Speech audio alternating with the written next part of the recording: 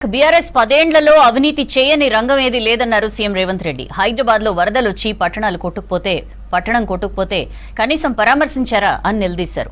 మోదీ నోట్లు రద్దు చేసినప్పుడు అసెంబ్లీ పెట్టి కేసీఆర్ అభినందించారని గుర్తు చేశారు. కాళేశ్వరం బీఆర్ఎస్ కు ఏటీఎం అని మోదీ అనలేదా అని ప్రశ్నించారు. కాళేశ్వరం కేసు సీబీఐకి ఇవ్వాలని కిషన్ రెడ్డి కోరలేదా అన్నారు. మరిప్పుడు కేసును సీబీఐకి ఇచ్చి 6 నెలలైనా అరెస్టులు ఎందుకు చేయడం లేదన్నారు సీఎం రేవంత్. బీఆర్ఎస్కి అసలు అర్హత ఉన్నదా ఓటు అడగడానికి?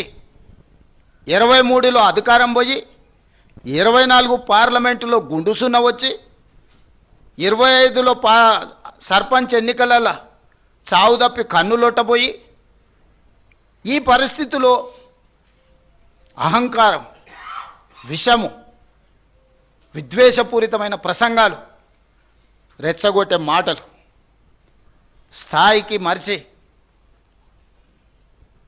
చూస్తుంటే మా ఈగల్ టీంకు చెప్పాల్సి వచ్చేటట్టుంది. నార్కోటిక్ ఎనాలిసిస్ ఏదన్నా గంజాయి కానీ, కొకెయిన్ కానీ, హెరాయిన్ కానీ ఏమైనా కొట్టి మాట్లాడుతున్నారా వీళ్ళ మాటలు చూస్తుంటే అని. ఎందుకంటే హోష్లో లేకుండా ఉన్నోడు అట్లాంటి మాటలు మాట్లాడతాడు. హోష్లో ఉన్నోడు, ఈ సమాజం పట్ల బాధ్యత ఉన్నోడు, పెద్ద పెద్ద చదువులు చదువుకున్నా అనుకునేటోడు మాట్లాడే మాటలేనా? ఇలాంటి వాళ్ళకి ఈరోజు ఓటేయమని అడిగితే వాళ్ళు అడుగుతారు. ఎందుకంటే వాళ్ళకి దోపిడీ అలవాటు పడ్డది. ఏ రూపాయి కూడా ఇసుక వదలే, గాలి వదలే, నీరు వదలే, ఇండ్లు వదలే, ఏది వదలే. లాస్ట్కు భార్యాభర్తలు మాట్లాడుకునే టెలిఫోన్ సంభాషణలు కూడా వదలలే వాళ్ళ పైశాచిక ఆనందానికి. ఇదొక మానసిక రోగం, జబ్బు. ఇప్పుడు వీళ్ళు వచ్చి ప్రతిపక్షాలను, జడ్జులను, జర్నలిస్టులను, సినిమా తారల్ని, భార్యాభర్తల్ని ఎవరిని వదిలేలే వీళ్ళ పైశాచిక ఆనందంగాని. ఒక మానసిక రోగంతో, ఒక ఉన్మాదంతో టెలిఫోన్ ట్యాపింగ్ను అడ్డం పెట్టుకొని వ్యాపారస్తుల ఫోన్లు ట్యాపింగ్ చేసి వాళ్ళని బెదిరించి 100 కోట్ల రూపాయల ఎలక్టోరల్ బాండ్స్, 100 ఎకరాల భూములు రాయించుకున్నారని విచారణలో విస్తుపోయే విషయాలు బయటకు వచ్చినాయి. అసలు ఈ చేసిన తప్పిదాలకు పోలీస్ అధికారులు నేరగాళ్ళను పట్టుకొచ్చినప్పుడు సిగ్గయ్య ఆ నేరగాళ్ళ ముఖానికి నల్ల ముసుగేసుకొని వస్తారు, కండ్లకు మాత్రం ఇట్లా బొక్కలు పెట్టి. అది పోలీసులు వేయరు, వాళ్ళే వేసుకుంటారు. ముఖాన్ని సమాజానికి చూపించక రేపు మళ్ళీ బజార్లో పోయినప్పుడు ప్రజలు చీదరిస్తారు, కొడతారు అని చెప్పి ముసుగు తోడుకొని వస్తారు. విచారణకు పిలిచినప్పుడు అట్లా ముసుగు తోడుకొని పోకుండా ఏదో పెద్ద యుద్ధం చేసి దేశాన్ని గెలిచినట్టు చేతులు ఊపుకుంటా. అసలు ఎంత బరితెగింపు మాటలు, చేతలు, వికారపు ఆలోచనలు. వీళ్లకు మళ్ళీ మున్సిపాలిటీలో 3వసారి కూడా మోసం చేస్తామని బయలుదేరిండ్రు వీళ్ళు.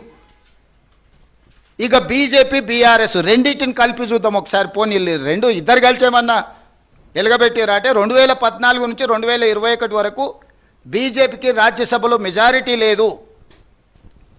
ఏ బిల్లు వచ్చినా రాజ్యసభలో ఓటు వస్తే జోగిన్పల్లి సంతోష్రావు గారు స్పెషల్ ఫ్లైట్లో పోయి రైతు వ్యతిరేక నల్ల చట్టాలు తీసుకొచ్చినప్పుడు ఓటేసింది. ప్రతి నిమిషం రాజ్యసభలో పహారా ఏసీ బీజేపీని కాపాడారు. వీళ్ళిద్దరూ దాదాపుగా 2022 వరకు పూర్తిగా మమేకమైపోయి, మనం సినిమాలలో చూస్తుంటాం, పున్నమినాగ సినిమాలో నాగుపాము పెంజరలు అన్నీ అల్లిబిల్లు వేసుకొని నాగిన్ డ్యాన్స్ చేస్తుంటాయి. ఆ లెవెల్లో బీజేపీ, బీఆర్ఎస్ వాళ్ళు అసలు విడదీయరానంత ఎవరన్నా ఆ విషయాన్ని చూసినా ప్రస్తావించిన బుస కొట్టేది. అసలు మా అనుబంధం మీద మీకెందుకింత అని. ఏ విషయంలో రైతు వ్యతిరేక నల్ల చట్టాలు తెచ్చినప్పుడు కానీ, నోట్ల రద్దు చేసినప్పుడు అసెంబ్లీ పెట్టి అభినందించాడు, జీఎస్టీ తెచ్చినప్పుడు ఆదివారం పూట అభినందించాడు. ఏ చట్టం నరేంద్ర మోడీ గారు తీసుకొచ్చిన ప్రజలకు వ్యతిరేకంగా నోట్ల రద్దునైతే అద్భుతమైన అసెంబ్లీలోనే వారు కీర్తించారు. జీఎస్టీ చట్టం, రైతు వ్యతిరేక నల్ల చట్టాలు, 3 తలాక్, 370 ఆర్టికల్ రద్దు, ఇట్లా ఏది చూసినా రాజ్యసభలో 100% బీఆర్ఎస్ వాళ్ళు బీజేపీకి, మోడీ గారికి అనుకూలంగా. గజ్వేల్లో మిషన్ భగీరథ ప్రారంభోత్సవానికి వస్తే हमें कुछ नहीं चाहिए तेरा प्यार बस है ఆయన ప్రేమ ఉంటే అందులో అమరత్వం పొందుతా అని చెప్పి నరేంద్ర మోడీ గారి ప్రేమలో చంద్రశేఖరరావు గారు అమరత్వం పొందుతా, నాకు అంతకు మించి ఇంకేం అవసరం లేదు ఈ జన్మకని యుగల గీతం పాడుకున్నది మోడీ గారు, కేసీ గారు కాదా? మీరు అందరు చూడలేదు. 11 ఏళ్లుగా రాష్ట్రానికి మోదీ చేసింది ఏంటని ప్రశ్నించారు సీఎం రేవంత్ రెడ్డి. పాలమూరు ప్రాజెక్టుకు జాతీయ హోదా ఇస్తామని మోదీ చెప్పి మాట తప్పారని ఆరోపించారు. 3 సార్లు బీజేపీ అధికారంలో ఉన్న పాలమూరుకు మొండి చేయ మిగిలిందన్నారు. హైదరాబాద్ లో వరదలొస్తే బండిపోతే బండిస్తామన్నది ఎవరని నిలదీశారు. హైదరాబాద్ వరద నష్టాన్ని ఇప్పటికీ కేంద్రం ఇవ్వలేదన్నారు సీఎం. అదేవిధంగా ఈనాడు అధికారంలో ఉన్న కాంగ్రెస్ పార్టీ మధ్యలో దాదాపుగా త్రిముఖ పోటీ జరుగుతూ ఉన్నది. అక్కడక్కడ మిగతా పార్టీలు ఉన్నా ప్రధానంగా ఈ 3 రాజకీయ పార్టీల మధ్యలోనే ఈ ఎన్నికల వాతావరణం మోహరించి ఉన్నది. ఈ సందర్భంగా 3 సార్లు నరేంద్ర మోడీ గారు ప్రధానమంత్రిగా 12 సంవత్సరాల నుంచి కేంద్ర ప్రభుత్వం చేసిన అభివృద్ధి కానీ, తెలంగాణ రాష్ట్రానికి సంక్షేమమైన అదనపు ప్రాజెక్టులు ఏమైనా మంజూరు చేసినరా? ఈరోజు మొన్న పార్టీ జాతీయ అధ్యక్షుడు మహబూబ్ నగర్ జిల్లాకు వచ్చినప్పుడు మా నాయకుడు ప్రధానమంత్రి నరేంద్ర మోడీ గారు మీకు ఇచ్చిన హామీ ప్రకారము పాలమూరు రంగారెడ్డి ఎత్తిపోతల పథకాన్ని జాతీయ ప్రాజెక్టుగా చేస్తాము, కాబట్టి ఎన్నికల్లో మమ్మల్ని గెలిపించమని అడుగుతాడేమో అని నేను ఆశించిన. ఇచ్చిన హామీల గురించి ప్రస్తావించలేదు, కానీ మోడీ గారిని చూసి మాకు ఓటు వేయండి అని బీజేపీ జాతీయ అధ్యక్షుడు అడగడం జరిగింది. మరీ ముఖ్యంగా ఆయన ప్రచారానికి వచ్చిన ఆదిలాబాదు జిల్లాకు 2,60,000 ఎకరాల సాగునీరు, తాగునీరు అందించడానికి ఉపయోగపడుతుంది, కాబట్టి మహారాష్ట్ర ప్రభుత్వం మీకు సంపూర్ణంగా సహకరించి ప్రాణహిత చెవెళ్ల ప్రాజెక్టును పూర్తి చేయడానికి మేము ముందుంటాము, కాబట్టి మా మోడీ గారిని, మా బీజేపీని చూసి ఓటు వేయండి అని ఫడ్నవీస్ గారు ఏమైనా మాట ఇస్తారేమో అని చూసిన. ఆయన ఇవ్వకపోను. గతంలో కొన్ని ప్రాజెక్టుల విషయంలో మహారాష్ట్ర భూమి ఇస్తే ఆ భూమికి నష్టపరిహారం కూడా ఇవ్వలేదు తెలంగాణ ప్రభుత్వం, తెలంగాణ ప్రజలు మమ్మల్ని మోసం చేసిండ్రు అని చెప్పి ఫడ్నవీస్ గారు మనల్ని అవమానించే విధంగా మాట్లాడి మనల్ని అవమానించి ఆ తర్వాత మాకు ఓటు వేయండి అని ఫడ్నవీస్ గారు అడగడం జరిగింది.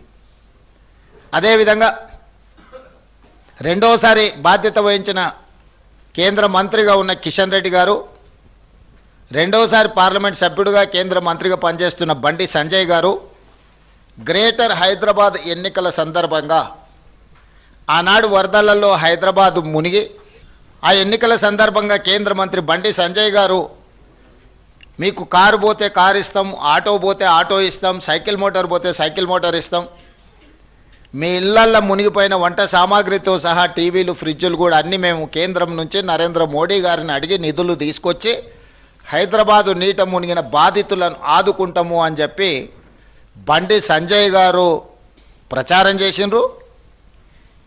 ఈ ప్రాంత పార్లమెంట్ సభ్యుడు కేంద్ర మంత్రి కిషన్ రెడ్డి గారు వాటిని ఆమోదించారు. భారతీయ జనతా పార్టీ ఇక్కడి ఓటర్లకు మాట ఇవ్వడం జరిగింది. ఆ మాట నమ్మి దాదాపుగా 150 కార్పొరేటర్లు హైదరాబాద్లో ఉంటే భారతీయ జనతా పార్టీకి దాదాపుగా 50 మంది కార్పొరేటర్లను 1/3 ఓటర్లు భారతీయ జనతా పార్టీకి ఓటు వేయడం జరిగింది. ఆనాటి నుంచి ఈనాటి వరకు బండి సంజయ్ గారు ఇచ్చిన బండి పోతే బండి, ఆటో పోతే ఆటో, లేకపోతే సైకిల్ మోటార్ పోతే సైకిల్ మోటారు ఇస్తా అని చెప్పి ఎన్నికల తర్వాత అడిగితే మీకు అందరికీ ఇన్సూరెన్స్ ఉంది కదా, ఇన్సూరెన్స్ ద్వారా మీకు ఇవన్నీ వస్తాయని ఆయన ఉచిత సలహా ఇచ్చిండ్రు. ఒక సామెత ఉన్నది, సత్రం భోజనానికి నెల్లూరి పెద్దారెడ్డి గారు రికమెండేషన్ లెటర్ ఇచ్చిండంట. సత్రంలో పెట్టేదే ఉచిత భోజనం. వాళ్ళు భోజనం పెట్టే సమయంలో ఎవరు వచ్చినా కూడా వాళ్ళకు ఉచితంగా పెడతారు. దానికి నెల్లూరు పెద్దారెడ్డి పెద్ద ఎత్తున రికమెండేషన్ లెటర్ రాసి దాన్ని మొత్తం ఫ్రేమ్ కట్టించి పంపించాల్సిన అవసరం లేదు. ఇన్సూరెన్స్ ద్వారా ఇన్సూరెన్స్ ఉంటే ఆ ఇన్సూరెన్స్ పొందడం ఎలా, ఇన్సూరెన్స్ చేసుకున్న వాళ్ళకి తెలియదా? దానికి బండి సంజయ్ గారి రికమెండేషన్ ఎందుకు?